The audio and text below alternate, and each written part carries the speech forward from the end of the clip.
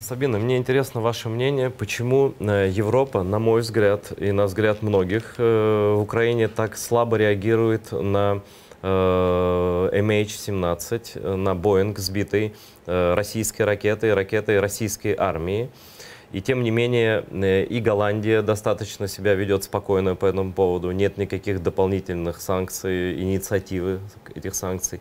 И Германия, хотя 4 граждан Германии погибли в этом самолете.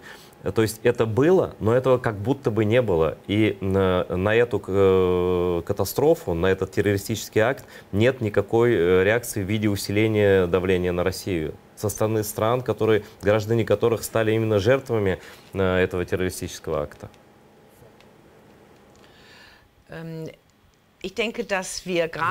Я считаю, что как раз в Европейском Союзе мы не можем говорить об отдельных государствах, чтобы они выступали с собственной политикой санкций. Я считаю, что мы должны делать все для того, что если Европейский Союз будет выступать единогласно, это будет иметь больший вес, большее влияние в международной политике будет восприниматься, и Европа будет выступать более суверенно. А отдельные государства, члены Европейского Союза, они не имеют такого веса, какой имеет Европейский Союз. И мы должны делать все для того, чтобы Европейский Союз еще больше усиливался, и тогда будут возможности отвергать ту политику, которая ведется Россией. Я немного не точно задал вопрос. Я имел в виду не отдельные санкции. Я имел в виду, почему страны, граждане которых стали жертвами теракта, не выступают в Европейском Союзе с инициативой усиления санкций за террористическую деятельность со стороны российского государства.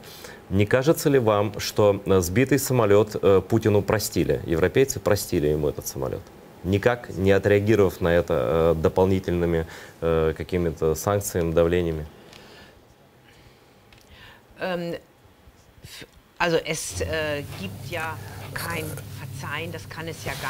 Не может быть прощения, потому что наши граждане погибли.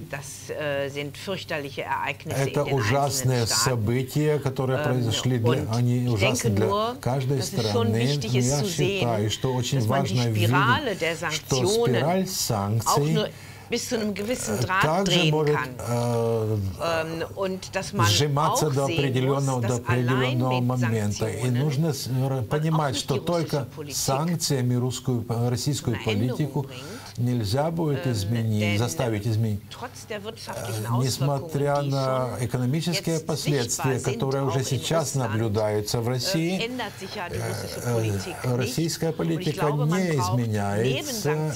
И мне кажется, что дополнительные санкции, которые у нас есть, они должны также показать, каким образом Европа может воздействовать на Россию другим способом.